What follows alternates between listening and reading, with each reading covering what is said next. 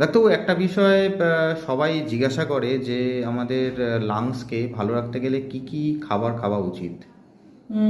ফল দিয়ে শুরু করি। যে যে ফলের মধ্যে ভিটামিন সি এর পরিমাণ বেশি আছে, লেবু জাতীয় ফল, আপেল, আমাদের কিউই, পেয়ারা ভীষণ ভালো, প্রচুর পরিমাণে ভিটামিন সি থাকে। বেরি জাতীয় যে কোনো কিছু, যেমন ব্লুবেরি, স্ট্রবেরি, ব্ল্যাকবেরি, এর মধ্যে অ্যান্থোসায়ানিন থাকে, যেটা হচ্ছে আমাদের লাংসের কোষকে ভালো রাখে। নেক্সট হচ্ছে খাবারের মধ্যে, আমি অন্যান্য খাবারের মধ্যে বলতে পারি প্রচুর পরিমাণে শাকসবজি। দ্বিতীয়ত হচ্ছে আমাদের যেমন কি বলে রসুন, পেঁয়াজ, এগুলো লাংসের কোষকে অনেক বেশি করে পরিষ্কার আহ, রাখতে হেল্প করে। আর ভিটামিন সি আছে এরকম ম্যাক্সিমাম, যা আপনি খেতে পারেন, যেগুলো আপনার পছন্দ সেগুলো আপনি খান, লেবু টেবু সবসময়।